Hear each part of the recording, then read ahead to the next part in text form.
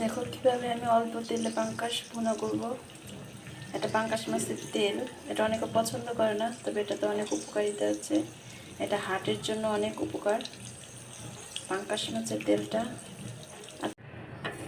দেখুন তেলটা পুরোপুরি গলে গেছে। এখন আমি এটাকে সাইড করে রেখে এর মধ্যে মাছটা দিয়ে দিব। আমার চুলায় গ্যাস নেই, প্রত্যেক দিনই গ্যাসে ডিস্টার্ব করে। এখন আমি এক এক করে মাছগুলো দিয়ে দিব। যেহেতু আমার চুলায় গ্যাস কম, সেহেতু আমি দুটোর বেশি মাছ দিব না, এতে করে মাছগুলো ভেঙে যেতে পারে। ফিরে আসবে একটু ভাজার পরে।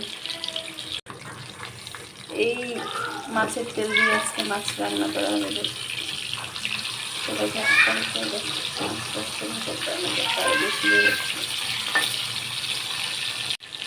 মাশাআল্লাহ, দেখুন আমার মাছগুলো থেকে কতগুলো তেল বেরিয়েছে।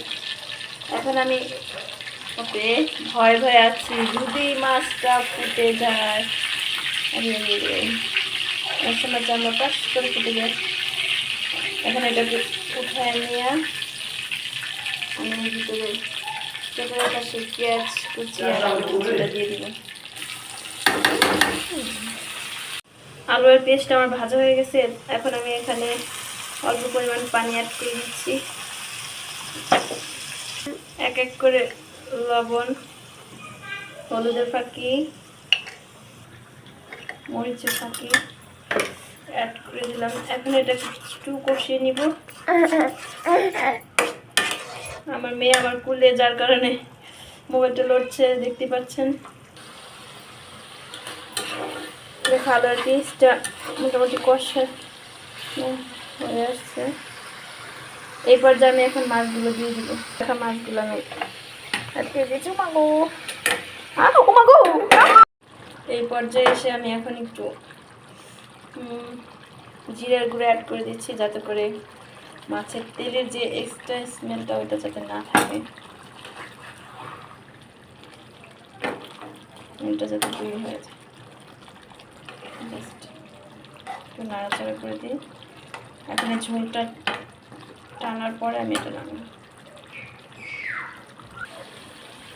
এখন আমি একটু ধনিয়া পাতা কুচি অ্যাড করে দিব। দেখুন মাশাআল্লাহ, দেখতে কতটা সুন্দর লাগছে, খেতেও ততটা মজা লাগবে। আপনারা আমার মতো এরকমভাবে ট্রাই করে দেখবেন, এতে করে আপনাদের তেলের খরচটা কম হবে। এখনকার বাজারে জিনিসপত্রের যে দাম, বাপরে, সব কিছু কিনতে গেলে ভয় লাগে, আর তেলের তো কথাই নেই। আমার রেসিপিটা ভালো লাগলে একবার ট্রাই করবেন, এতে করে আপনাদেরও অনেক টাকা আয় হবে। সবাইকে ধন্যবাদ। প্লিজ আমার ভিডিওটা যা যা ভালো লাগবে চ্যানেলটা একটু সাবস্ক্রাইব করে দিবেন, আমার পাশে থাকবেন। আমার ছোটো বাচ্চাটাকে নিয়ে আমি অনেক কষ্ট করে রান্নাটা করছি আপনাদের জন্য। একটা লাইক দিয়ে কমেন্ট করে যাবেন, কিন্তু কেউ বাজে কমেন্ট করবেন না। আসসালামু আলাইকুম।